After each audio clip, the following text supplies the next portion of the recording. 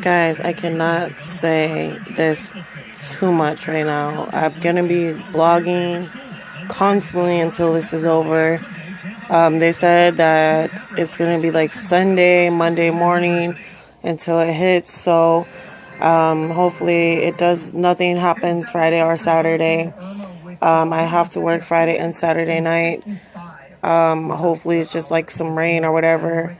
But guys, be safe. If you can evacuate, get out.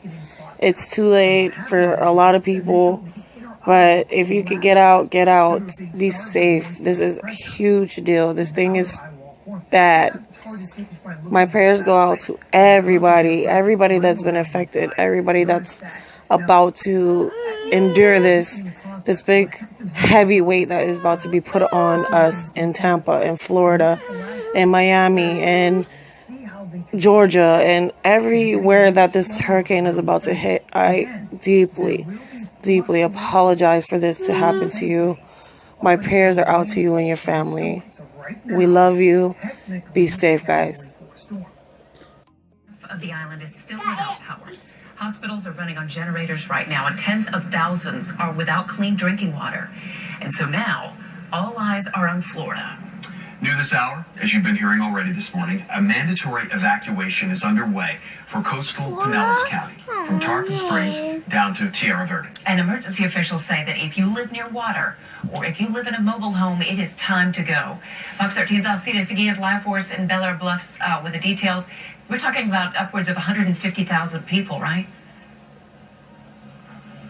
Yeah, and that's why you have until Sunday, 8 o'clock in the morning to leave your house. The mandatory evacuations are officially underway, but again, you have till Sunday, so you still have plenty of time. Of course, county officials are telling you, please do it sooner than later, because obviously the longer you wait, the more chaos it'll be. You'll have a lot more traffic and a lot more things to deal with, so the earlier the better. With that said, Bel Air Bridge will be very busy this morning, and I imagine throughout the day as well. Fox 13's Josh Cassio actually spoke to folks along the coastal areas to find out what they were doing, and for the most part there were people that were packing, that were getting their stuff ready and willing to evacuate sooner than later. So again, this is affecting Zone A, Pinellas County, low-lying areas, coastal areas, mobile homes, folks with special needs as well. With that said, county commissioners are also discussing making it a mandatory evacuations for zones B and C.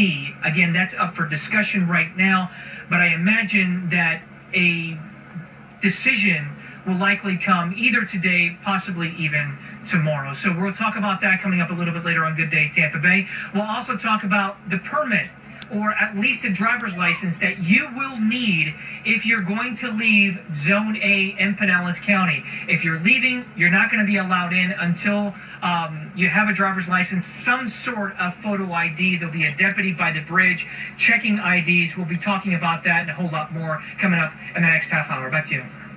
All right, Alcides, thank you.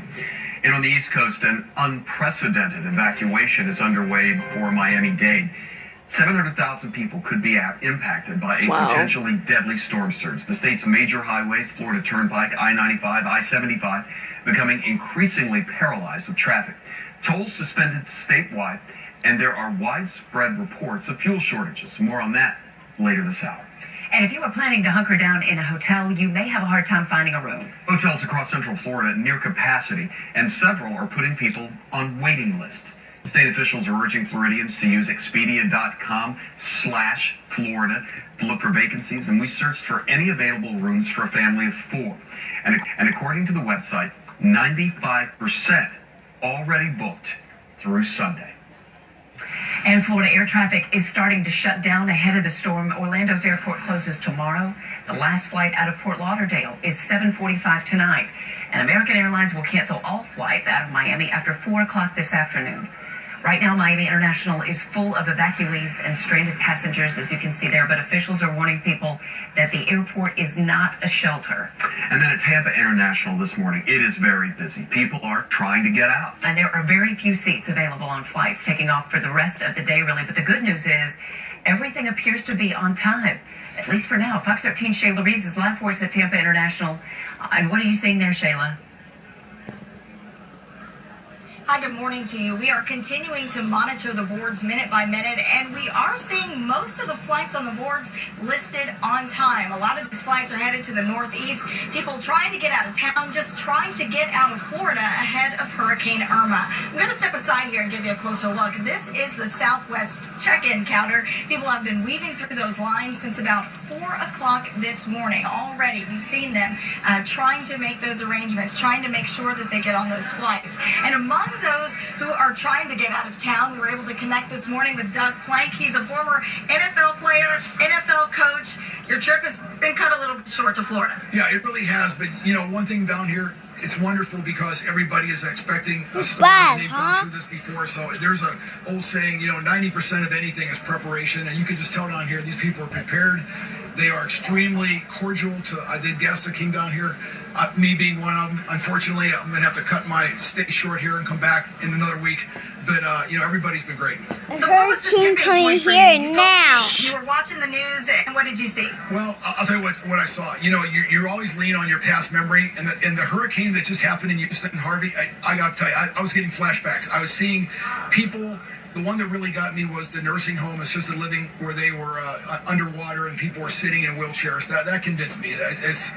It's not worth it. You don't get a bad, you know, Medal of Honor badge for coming through the hurricane. So I thought I better make my way over here to the airport and see what can happen. And before we let you go, where are you headed, and what has your experience been like so far, and when do you hope to get out of here? You know, well, I'm expected to get out of here today. I live probably in the driest spot in America, Scottsdale, Arizona. So I think, you know, no one's talking about the hurricane here.